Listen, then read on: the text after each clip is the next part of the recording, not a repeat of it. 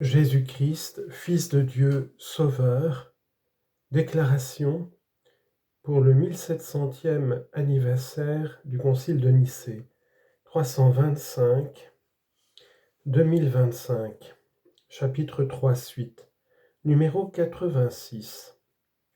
Dans cette assomption de la culture, une place unique et providentielle doit être réservée au rapport entre la culture hébraïque et la culture grecque.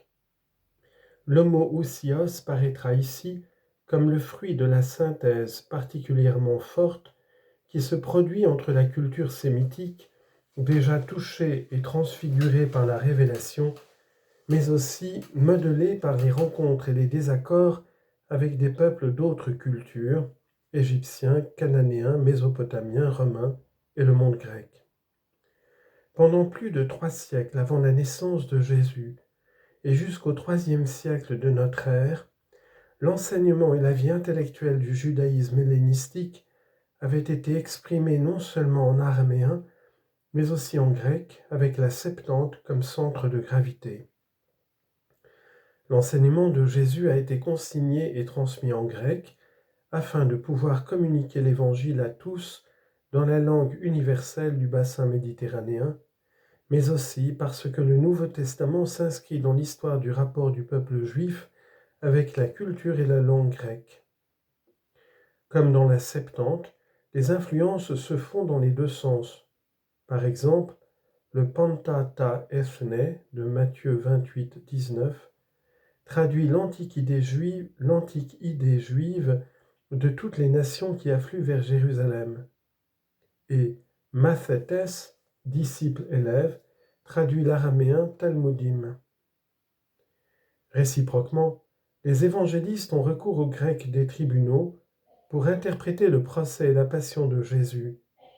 L'auteur des Actes s'inspire de la poésie épique de l'Odyssée pour narrer les voyages de Paul, et ce dernier fait souvent écho à des éléments de philosophie stoïcienne, de même que certains passages du Nouveau Testament portent les traces d'un vocabulaire ontologique grec. On dit en note, par exemple, le ego eimi du 4e évangile, ou la terminologie de Hébreux chapitre 1 verset 3, ou de la 2e lettre de Pierre chapitre 1 verset 4. Fin de note.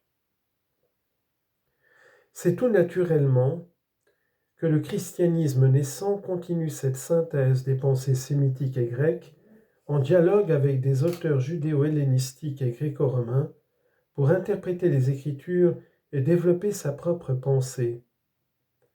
La richesse de l'expression grecque du judaïsme et du christianisme peut donc faire penser qu'il y a une dimension fondatrice dans cette greffe de la culture grecque sur la culture hébraïque qui permettra d'expliciter en grec l'unicité et l'universalité du salut en Jésus-Christ face à la raison philosophique.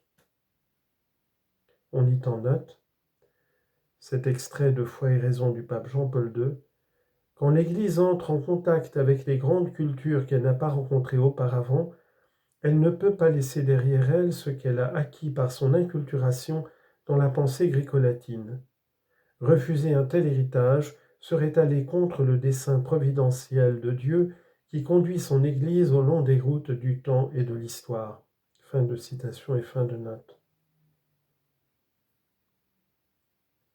Évidemment, toute une portion de chrétiens, notamment hors des frontières de l'Empire romain, n'appartenait pas à cette ère culturelle et a déployé son génie propre au service de l'expression de la foi dans le monde de langue syriaque, de l'Arménie et de l'Égypte.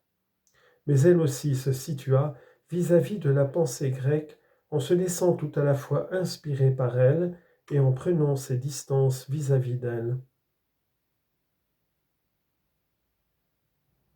Le concile de Nicée n'est pas simplement un événement d'assomption et de fécondation de la culture par la révélation, mais il est aussi l'occasion de rencontres interculturelles. Or, cette rencontre des cultures est un aspect majeur de l'événement de sagesse que suscite l'événement Jésus-Christ, tant la révélation relie et met en communion les cultures entre elles en rendant possible le plus haut degré d'interculturalité possible. L'échange et la fécondation mutuelle fait déjà constitutivement partie de toutes les cultures, qui n'existent que dans le processus par lequel elles sont en contact les unes avec les autres et ainsi évoluent, s'enrichissent et parfois s'opposent et se mettent en danger réciproquement. Cependant, la puissance de renouvellement de la révélation apporte à ces relations un saut qualitatif en intensité, d'une part, en donnant accès à la source transcendante du vrai et du bien, à la racine de l'universalité de l'esprit humain qui rend possible leur communication.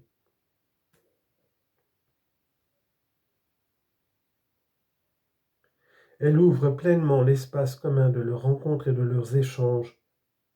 D'autre part, l'événement Jésus-Christ et la puissance de conversion et de libération vis-à-vis des forces d'enfermement et d'opposition à l'autre contenue dans la vie des peuples et les cultures, contenue dans la vie des peuples et les cultures.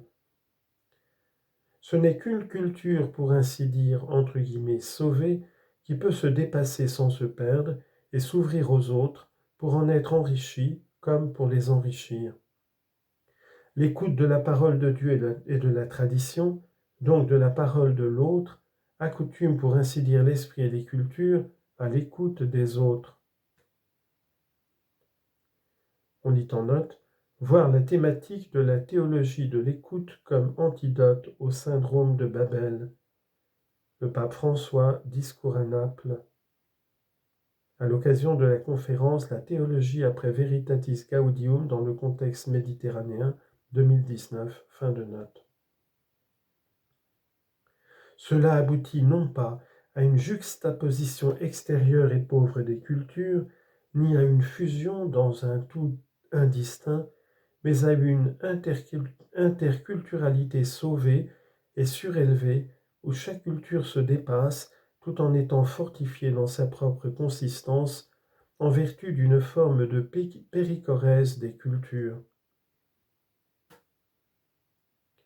On lit en note, cette purification et transfiguration des cultures est ce qui permet d'éviter le risque du relativisme, souligné par la Congrégation pour la doctrine de la foi dans Dominus Jesus de l'an 2000.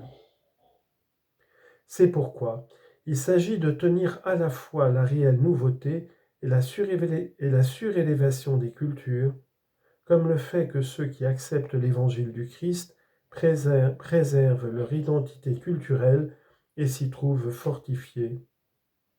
On lit en note de Saint Jean-Paul II, encyclique Foi et Raison, la rencontre de la foi avec les différentes cultures a donné naissance, de fait, à une nouvelle réalité. Fin de citation. Les chrétiens ne se différencient des hommes, ni par un pays, ni par une langue, ni par des vêtements, tout en se conformant aux coutumes locales pour le vêtement, la nourriture et le reste de la vie, ils manifestent la constitution admirable et de la vie de tous paradoxale de leur République. Ainsi écrivait l'Épître à Diognète. L'interculturalité est en fait la manifestation d'une problématique plus profonde qui en constitue le soubassement, le dessein divin de l'unité des peuples et du chemin ardu de cette unité dans la diversité. Il s'agit d'un des fils conducteurs majeurs de l'histoire du salut biblique.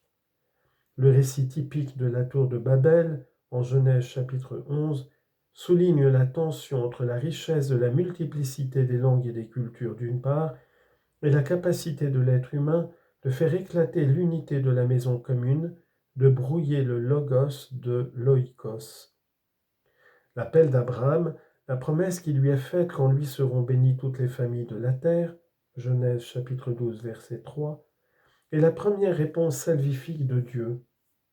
Les prophètes prolongent cette promesse pour les peuples de la terre en annonçant l'unité de toutes les nations autour du peuple élu et de la loi. On lit en note, citation, « Il arrivera dans l'avenir que la montagne de la maison du Seigneur sera établie au sommet des montagnes et dominera sur les collines. Tous les peuples y afflueront. Des peuples nombreux se mettront en marche et diront, venons, venez, Montons à la montagne du Seigneur, à la maison du Dieu de Jacob. C'est de Sion que vient la loi, et de Jérusalem la parole du Seigneur. On ne brandira plus l'épée nation contre nation, on n'apprendra plus à se battre. Isaïe chapitre 2 et Michée chapitre 4. Et encore autre citation, ma maison sera appelée maison de prière pour tous les peuples. Isaïe 56, verset 7, Zacharie 14, verset 16. Le Nouveau Testament présente cette unité comme réalisée dans le Messie, lui, qui par son sang et dans sa chair détruit le mur de séparation, la haine, entre Israël et les nations, pour à partir des deux créer en lui un homme nouveau. Éphésiens chapitre 2, versets 14 et 15. Ainsi les nations sont associées au peuple de l'Alliance en étant admis au même héritage, membres du même corps, associés à la même promesse. Éphésiens 3, 6. Cela est possible en Christ, l'universel singulier, qui tient ensemble altérité et identité, et qui assume toute l'humanité en assumant une humanité généalogiquement et culturellement située. L'antitype de Babel, la Pentecôte des langues de feu en Acte 2, est la manifestation et la réalisation de cette puissance de communion du Logos humain qui procède ultimement du Logos de Dieu. On lit en note, il est frappant de constater comment Paul, proclamant l'Évangile dans le sillage de la Pentecôte, célèbre à l'aréopage l'unité de la famille humaine. Citation. À partir d'un seul homme, il a fait tous les peuples pour qu'ils habitent sur toute la surface de la terre, fixant les moments de leur histoire et les limites de leur habitat. Actes chapitre 17, verset 26. Fin de note. Ce n'est pas dans l'unité fusionnelle d'une seule langue que l'Esprit Saint opère la communion de ces Juifs de langues et de cultures différentes, mais en inspirant la compréhension de l'autre, image de ce que sera l'Église qui rassemble toutes les nations, toutes tendues vers son accomplissement, lorsque les 144 000 marqués du sceau des 12 tribus d'Israël et la foule immense que nul ne pouvait dénombrer, de toute nation, tribu, peuple et langue, réaliseront la pleine communion eschatologique de l'humanité dans la Jérusalem nouvelle. Apocalypse chapitre 7, versets 4 et 9.